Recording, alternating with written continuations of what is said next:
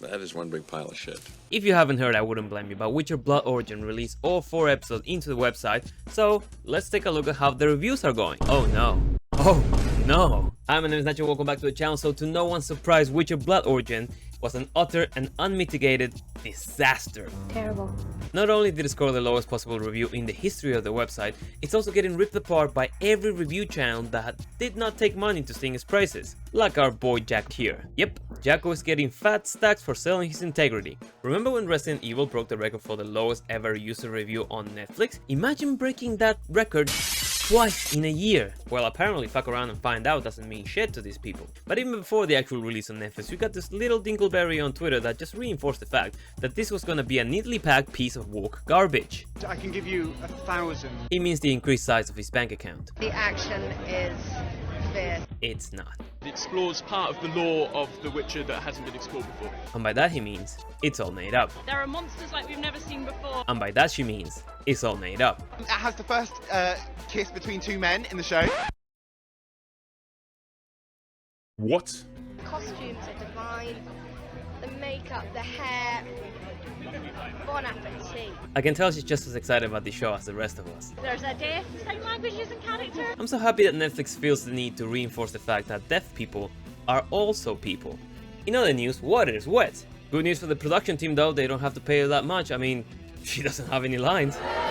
Oh, shut up. Looking at all of that, you can see why Henry left, but later on the series, it gets much worse. But I watched the first episode, so you don't have to, and trust me, don't watch it. There's so much better things you can do with an hour of your time. And I must apologize, my mic decided to have a seizure during the recording of the episode, so if I sound like a robot, just don't click out of the video. Okay, let's get into it. We begin this episode with a quick glimpse of the monster from season 1, cause that's as close as this thing is ever going to be to The Witcher moving forward. Right, I'm gonna try to make this brief, cause if I want you to see shit, I would much rather show you what happens to my toilet in the morning given my serious coffee addiction, or real though, I should probably see somebody. But the episode starts with a fight scene taking place in Australia. Lots of blood everywhere, pretty cool. Then Jaskier shows up with an impression of the writers the moment Henry kept his word and actually walked off the show.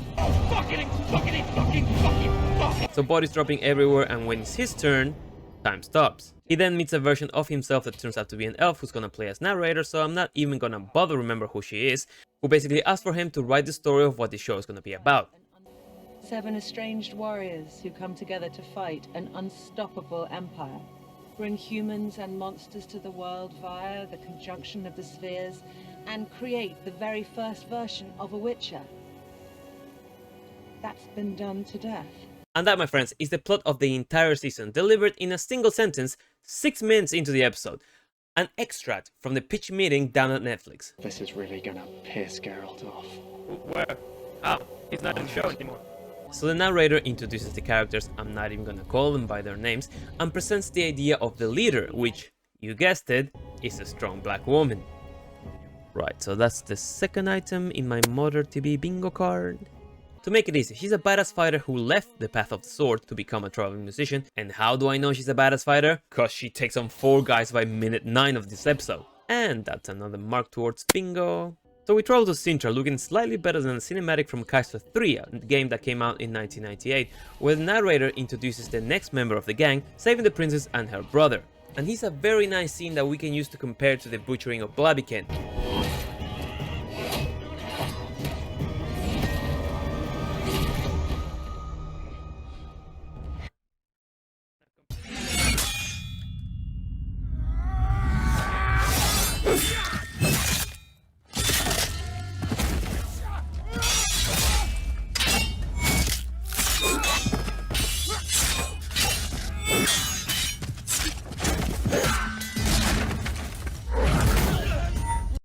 Yeah, this is terrible. Tough guy goes to check on the princess and we learn that they actually have it going on, but it's fine as long as no one finds out. And people find out. What a surprise. So he's escorted into exile by his father, and I can't help but wonder why they sound more like Skellige than Scoia'tael. VR Stoneheart, you have broken your oath as royal protector and betrayed your birth clan. You are hereby banished. But he gets kicked out, and for some dumb reason he leaves his axe behind. We cut to the princess casually chilling after getting the best warrior of the land exiled, and her brother talking about something that I did not pay attention, cause this one little detail took me completely out of the show. Sound warning / apology. Dwarven script, 1500 years old, telling of Solrith's arrival. Is that a The fucking city lamp? of their city. They couldn't even get candles? Before she drove That's them a out fucking and built lamp. a trail That's a torch. upon its ruins. What the fuck? History is all around us, brother. Reminding us how They didn't even- brilliant we once They were. just shut the fuck up. And how They brilliant we didn't can. like paint it as a lamp. It's a fucking. They didn't even paint it as like a. Oh, it's a fucking lamp. So he tells him that she's to be married with some king to stop the war, and we get to see Michelle, who's in this show for some reason, and then the main antagonist, Lenny Henry. My god, why does he keep accepting these roles? I mean, sure, the money's pretty nice, but Rings of Power first and now this? That's not a good looking portfolio, Henry. Anyway, turns out that Lenny learned how to use the big looking dildo stones to travel to the Upside Down and use the magic of that realm. So back to a strong black lady who gets thrown into jail where she finds Tough Guy, and we learn that they belong to rival clans. After a little bit of a tussle, he gets freed and she steals his pendant. Trust me, you're gonna love this. Back to the palace, constant location changes, that's another bingo card check. Where extremely Scottish brother tells the council his plans to end the war, and one of the dudes does not agree with him, and Lenny does nothing about it either. Jump back to Tough Guy who encounters his cousin? Confusing relative lines, that's another bingo card. Wow, we're flying through this. Who tells him about the peace treaty that's going down and that he's being summoned back to his clan, which he dismisses to instead head to a brothel. I say that's a good plan. So it turns out that strong black woman uses the tooth pendant to open a lock. Not sure that's how locks work, but whatever. And she finds out her sister is looking for her. And at least she's also black. But she also says no to the summon until Dollar Store Siri comes along and seizures out a prophecy on her, which automatically changed her mind. Also, while all of this happened, her sister only walked 20 steps away from the cabin, and she immediately gets killed. We only have 4 episodes, people, we gotta circulate these characters, come on. And we get another montage of her kicking ass. Tough Guy comes around to help, and we find out that the assassins were army men and women targeting clan members. Wow, that sounds really bad when one of them is black. So we make it to the center of the peace treaty, and again I find myself pausing the episode trying to comprehend the reason why every clan and royal family has more color in them than a fucking Bob Ross painting. Honestly, there's more variety here than in a Swedish public school photo. But overly Scottish brother thanks everyone for coming and begins the signage when suddenly a few people start leaving the ceremony, and all of a sudden the doors lock and a huge monster appears. Now in my naivete, I'd say that looks like a manticore, but for plot's sake we also require it to have disintegrated laser beams in their heads. Frickin' laser beams attached to their frickin' heads? In order to melt everyone in that room. Because we only have 4 episodes, people, we gotta make this fast. Wait. Overpowered confusing creature? Only there for plot's sake? That's a bingo! Turns out that this was a coup staged by Lenny in order to establish the sister as empress, but holding the reins of the kingdom in secret. Tough Guy and Strong Girl make it to land to begin investigating what's going on, but a random guy in a bar who's speaking really loudly out to his friends delivers pretty much all the information they need.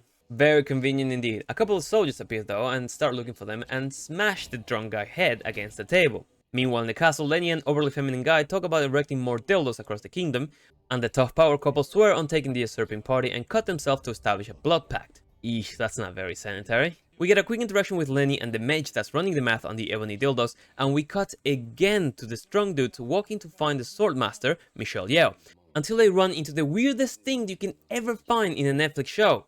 An actual ginger. So they find Michelle, who apparently has a rocky relationship with Tough Girl, who used to be her apprentice, and Tough Guy, cause apparently his clan wiped out hers. Talk about holding up a grudge, jeez. So after a little convincing, Michelle begins taunting Tough Guy until he attacks. Both begin fighting cause I guess they need her so much they don't mind adding a few stab wounds to her. Tough Dude almost takes off Tough Girl's head in the process.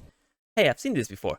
Until Michelle stops the fight and agrees to come with them, and as a statement of this being a suicide mission and we might never come back from it, she burns down her tent. We get a little bit more narration and the end. Look, it's no surprise that this was going to be bad, but I feel bad for Michelle Yeoh because she came from a very entertaining film to doing this. But yet the plot feels super rushed, they're relying so heavily on narration, which is not strange, this being gutted from 6 episodes to 4 in the editing room. That means they already filmed the shit and they decided to axe it later. The lack of Henry Cavill or any attachment to the Witcher universe for that matter is clearly present in everyone's reviews, and I can only expect this getting worse from here.